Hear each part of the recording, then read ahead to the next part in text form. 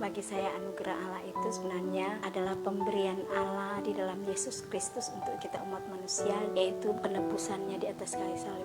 Yang lebih nyata lagi dalam kehidupan kita sehari hidup atau nafas hidup kita setiap hari, itulah anugerah Allah. Anugerah Allah bagi saya itu kami rasakan setiap hari diberikan perlindungan dan berkat yang luar biasa. Juga sudah dijauhkan dari segala macam pencobaan maupun dari segala macam kecelakaan. Anugerah Allah itu dia pertanyakan kepada kita manusia. Anugerah itu termasuk kasih juga ada dalam situ. Iya, kalau menurut saya anugerah Allah adalah kasih karunia Tuhan kepada manusia. Seperti contohnya Tuhan rela mati demi menebus dosa-dosa kita, itu salah satu anugerah terbesar yang patut kita syukuri dari Tuhan. Untuk saya, anugerah Allah bagi saya sangat luar biasa, dan bagaimana Tuhan tuntun saya, Tuhan berserta saya.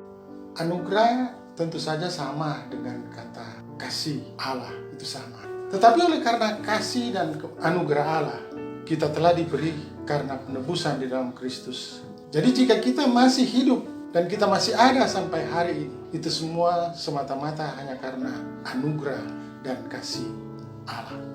Anugerah Tuhan yang kami rasakan dalam keluarga itu sangat besar, yang menurut manusia itu tidak mungkin, tetapi bagi Tuhan itu tidak ada yang mustahil.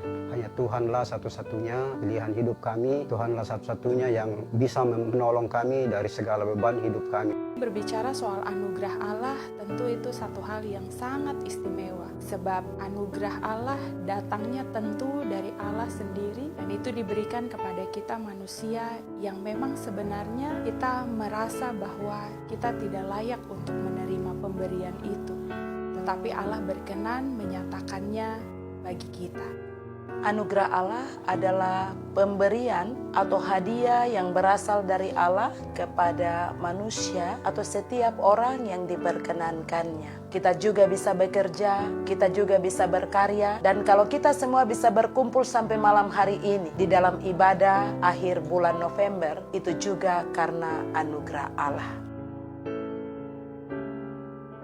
Pilihan hidup bersama dengan Allah berarti saya memilih berjalan bersama dengan Allah. Saya harus mengikuti perintah-perintahnya dan menjauhi larangan-larangannya, supaya berkat akan datang dalam kehidupan dia. Terima kasih. Pilihan hidup dengan Allah itu kita memilih hidup dengan Allah untuk melaksanakan apa yang Allah mau. Oleh sebab itu kita harus datang memuji dan memuliakan nama Tuhan. Pilihan hidup dengan Allah itu mengenai Bapa itu, kita harus sabar, dekatkan diri kepada Allah supaya ada suatu jalan yang terbaik untuk kita.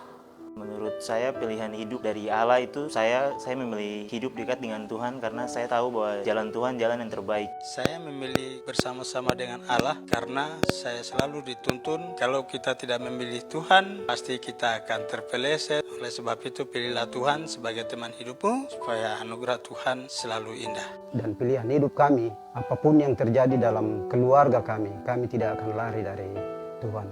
Dan kami tidak akan berpaling kepada Allah lain, sebab kami tahu bahwa Allah satu-satunya penolong kami. Dan apapun yang kami rasakan, kalau kami serahkan beban hidup kami itu kepada Tuhan, Tuhan pasti menolong kami.